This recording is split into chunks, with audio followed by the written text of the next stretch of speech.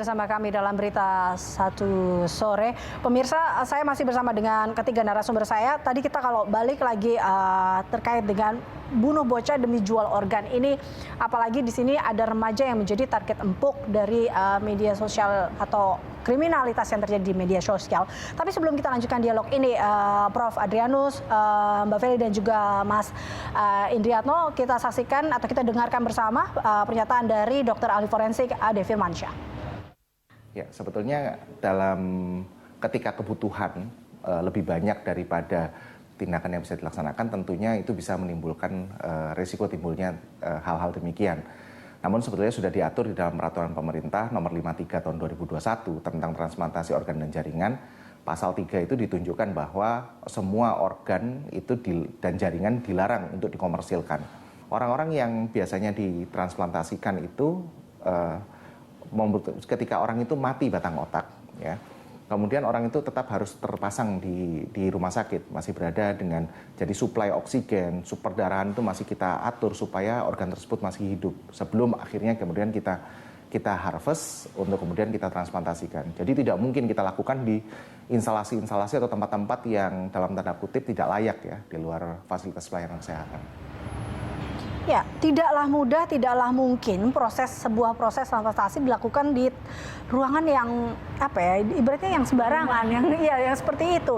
Tapi tadi balik lagi, kalau di awal kita dengar sama seperti yang Anda katakan, Prof, bahwa ini ada supply, ada demand. Ketika memang ada yang meminta, artinya kan memang banyak yang mau di sini.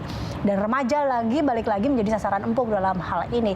Tadi apa yang terjadi kalau kita lihat di sini? Memang di sini kenaifan para remaja ini, ketidaktahuan para remaja ini, siapa yang harus kemudian bertanggung jawab dan hal ini apa yang salah kemudian? Sebelumnya saya harus katakan bahwa secara kriminologis, maka pihak yang menjadi pemain profesionalnya juga kemudian akan kaget ketika ada anak-anak yang merespons. Jadi ini sebetulnya situasi miskomunikasi nih, ya. Mereka berada di jalur yang berbeda. Karena tadi sebetulnya ini satu kegiatan yang serius, organized crime, terorganisir, ilegal, tapi serius. Karena tadi, sebagai dikatakan oleh Dr. Ade Firmansyah, bahwa tidak mungkin ada proses transplantasi yang sembarangan, begitu ya. Jadi ini serius sebetulnya.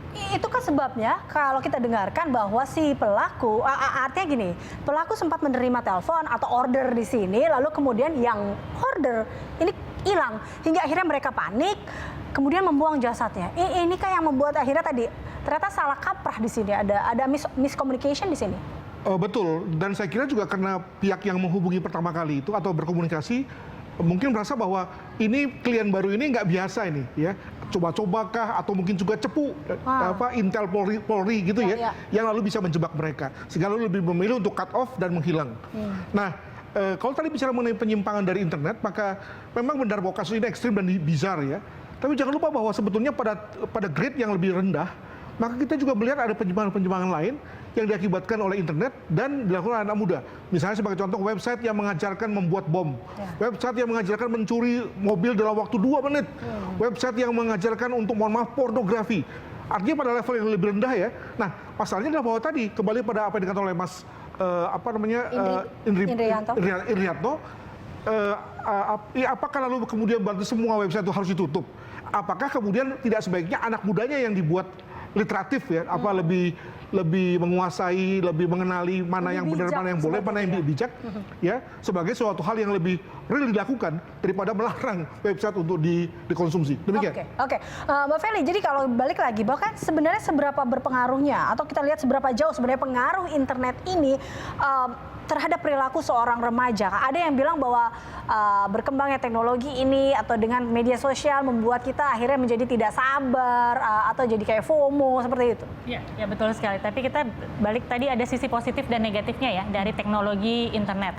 Terbukti bahwa pelaku bisa dapat cepat tertangkap karena ada CCTV. Ini teknologi, gitu ya, positifnya. Negatifnya adalah kemampuan anak untuk memfilter, remaja untuk memfilter informasi ini masih minim. Makanya butuh sekali pendampingan. Kita tidak selalu menyalahkan itu kerjaan orang tua, betul. Anak di bawah umur semua tanggung jawab orang tua pasti. Tapi kan anak tidak berinteraksi hanya dengan orang tua. ada faktor pendidikan, lingkungan sekitar, keagamaannya, banyak nih yang harus kita benahi bersama. Tapi dengan catatan bahwa jangan abai atau merasa tidak peduli. Kita merasa bahwa anaknya kata-katanya kasar, ya sudahlah biar orang tuanya yang ngurus gitu ya. Anaknya tawuran, ya sudahlah, kan kita mengabaikan. Lama-lama jadi bola salju. Anak-anak di mana dia bisa mengakses? Berarti kan punya jaringan, handphone sendiri atau di rumahnya sendiri. Kenapa dia bisa sampai berkomunikasi di situs itu? Ya karena situsnya tidak diblok, maybe gitu ya. Jadi banyak faktor. Hanya bagaimana bisa berpengaruh sangat, Mbak Eliza. Kenapa? Remaja ini saringannya kurang, tapi niat untuk show off-nya tinggi. Bukti bahwa potensi saya lebih oke, terbukti. Kenapa? Dia mau cari uang instan. Kenapa dia mau cari uang instan? Karena punya masalah keuangan. Daripada ribut dengan keluarga, lebih baik saya mau menunjukkan saya juga bisa. Gitu ya. Caranya bagaimana? Karena tidak ada komunikasi, tidak ada edukasi. Balik lagi nih, cara bonding, cepat. Bonding antara keluarga, antara mungkin lingkungan sekitar juga Kalau perlu dari di situ. sisi psikologis, bonding dari semua pihak, dari keluarga bisa, sekolah, guru BK, gitu, pendidikan agama, ini bonding nih. Semua tetangga, ada yang bisa naik ke motor terus pergi kemana, itu kan harusnya tetangganya juga aware. Tapi kenapa semua lost? Karena ternyata semua abai. Nah, endingnya fatal seperti ini. Gitu. Jadi lingkungan sangat amat mempengaruhi. Di lain faktor ya. Oke, lingkungan sangat amat mempengaruhi di luar faktor-faktor tadi. Tapi kalau kita balik lagi ke faktor media, media sosial, Mas Indriatno, balik lagi bahwa kita tahu literasi digital tadi kalau kata Prof, bijak dalam memanfaatkan teknologi ini sangat perlu, karena tadi Anda katakan bahwa media sosial ini seperti pisau bermata dua, bisa baik, bisa juga buruk.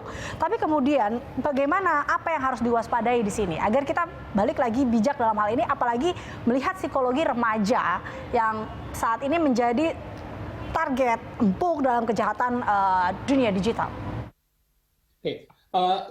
Tadi menggarisbawahi apa yang disampaikan Prof. Adrianus tadi ya terkait dengan literasi digital. Sebenarnya ngomongin literasi digital, orang banyak bilang ya mampu menggunakan teknologi digital itu sendiri. Padahal sebenarnya ada 4 pilar kalau Kominfo bilang literasi digital itu. Ada bagaimana cakap bermedia digital, bagaimana mampu menggunakan teknologi digital itu, aman, bagaimana dia bisa mampu mengamankan data pribadinya menggunakan teknologi digital itu dengan aman, budaya, bagaimana penerapan budaya-budaya ketimuran, budaya Indonesia, budaya Pancasila dalam bermedia digital, dan juga etika bermedia digital. Ini rangkaian 4 pilar ini menjadi satu bagian utuh yang tidak bisa dipisahkan. Nggak bisa kita bisa menggunakan teknologinya saja tapi mengabaikan etikanya. Nggak bisa kita mengamankan tanpa mengabaikan budayanya. Nah, ini yang menjadi PR kita. Tadi juga Mbak Feli bilang bahwa ya ini memang menjadi tanggung jawab multi stakeholder.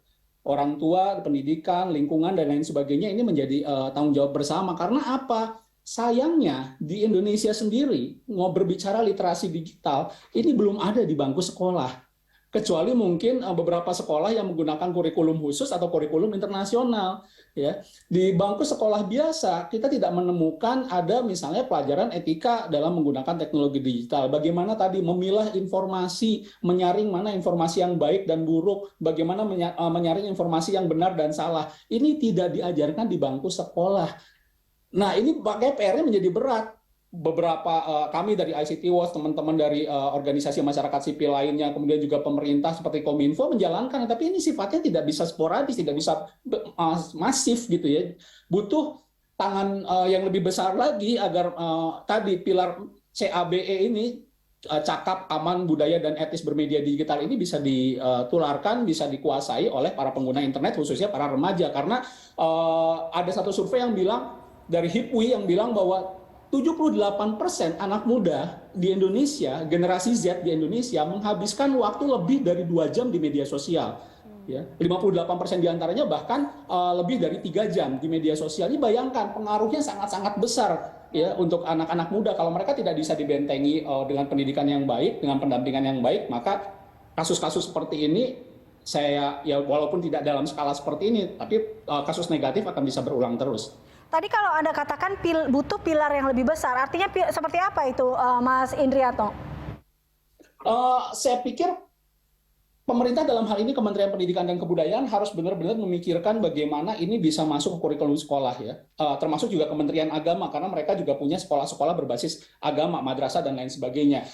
Ini harus dipikirkan betul bagaimana literasi digital menjadi bagian dari kurikulum pendidikan formal. Karena kalau tidak, ya apa yang bisa dilakukan oleh berbagai pihak ini ya hanya bisa membantu sedikit. Indonesia punya 210 juta pengguna internet. Ini berdasarkan data dari Asosiasi Penyelenggara Jasa Internet Indonesia.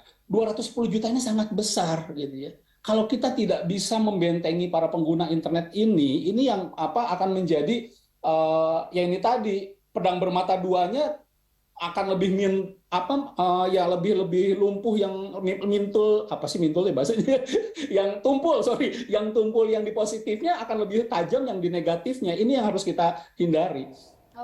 Oke, baik. Ini yang harus dihindari. Jadi tadi harus ada peran serta semua pihak dalam hal ini. Tapi kalau balik lagi ke Prof tadi ya, semuanya bahkan tadi data dari ICT Watch aja 78%, 2 jam, 58 diantaranya 3 jam menggunakan media sosial. Tapi ini dia, dengan mudah, dengan gampangnya sekarang terpaku pada media sosial, bahkan kita lihat pelaku yang saat ini, mungkinlah jangan kita lihat sebagai pelaku, tapi dia juga korban dari media sosial ini. Apa yang memang harus diperhatikan di sini? Ini kalau kita evaluasi di sini, apa yang mungkin harus kita perbaiki dalam hal ini? Agak sedikit beda dengan Mas Indriatno. Oke, memang banyak menggunakan dan lama menggunakannya cukup 2 atau 3 jam, tapi lihatlah polanya, itu aja. Situs yang dikejar itu saja, aplikasi yang digunakan itu saja. Nah, ada kalanya kemudian satu dari mereka itu keluar eksplorasi, ya, entah karena motivasi ekonomi atau yang lain, eksplorasi ke situs-situs yang aneh-aneh. Situs pornografi itu termasuk sebagai yang paling dieksplorasi. Nah, ada juga yang kemudian mengeksplorasi seperti ini. Nah, bagaimana ya? Ada nggak satu regulasi yang bisa memblok ketika orang yang tidak sesuai pada tipenya itu kemudian mengeksplorasi ke hal-hal seperti itu? Kalau misalnya dari segi situs-situs pornografis, ketika kita belum berusia 18 tahun, segera terblok misalnya. Nah, untuk situs-situs yang aneh-aneh kayak begini, ada nggak ya mekanismenya? Kalau misalnya kita bicara mengenai negara-negara yang rada-rada keras pengamanannya, maka kalau kita bukan orang-orang yang punya afiliasi dengan pengamanan misalnya, maka begitu kita masuk ke situs-situs yang radikal, segera kita terdeteksi. Nah, Indonesia ini kan negara yang konon katanya bebas, tapi tidak disertai dengan precautions yang bagus juga.